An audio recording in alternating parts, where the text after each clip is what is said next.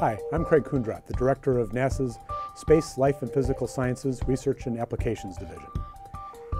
Our work in the division focuses on enabling human spaceflight exploration and pioneering scientific discovery. What is combustion science, and why do we study it in spaceflight? Well, if you think about it in application format, there's really sort of three big classes. There's fire and its prevention, and then there's power generation, and then there's heat and propulsion. Why do we want to study these things? 85% of our delivered energy, even now, with all the advances, still comes from burning fuels.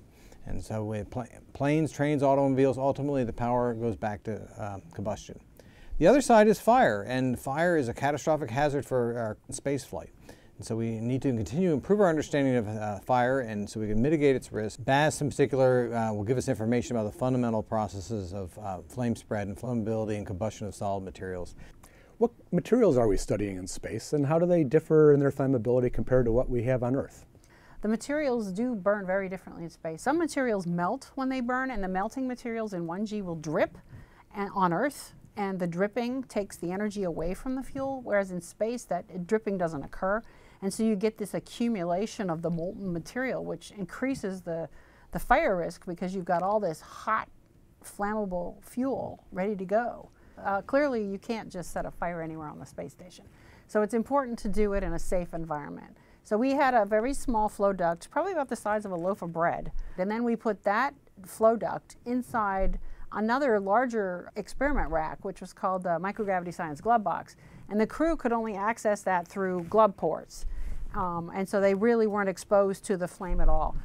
So Gary Ruff, you undertook a larger enterprise. Can you tell us about that? Sure. The Sapphire set of experiments, or spacecraft fire experiments, finally gave us the chance to study some large-scale fires, things that would have more fuel and more surface area. We really didn't know how large the flame would grow. One of the findings was that it very quickly reached a steady state. The spread rate was quite a bit slower. Really, the flame length was a little bit smaller than what I certainly anticipated. Sapphire was about 40 centimeters wide by almost a meter long.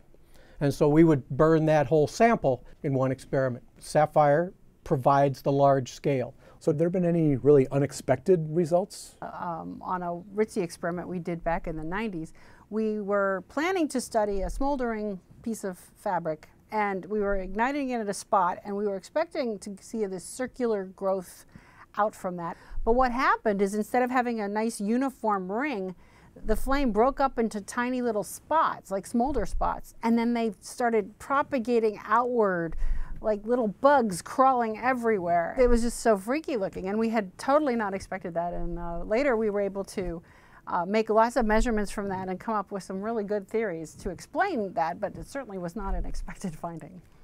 Wow. What are future directions for combustion research based on what we've seen so far? Well, we're continuing pursuing the surprise area we had in low temperature chemistry, and then we're following on in the SERV, we're going to be doing gaseous flames, and then following that we're going to be doing solid fuel experiments in the same facility. We'll be doing more testing in the Sapphire environment. We've got 5 principal investigators lined up to use the solid fuel insert, and each investigator is studying some aspect of flame spread, flammability, or ignition processes.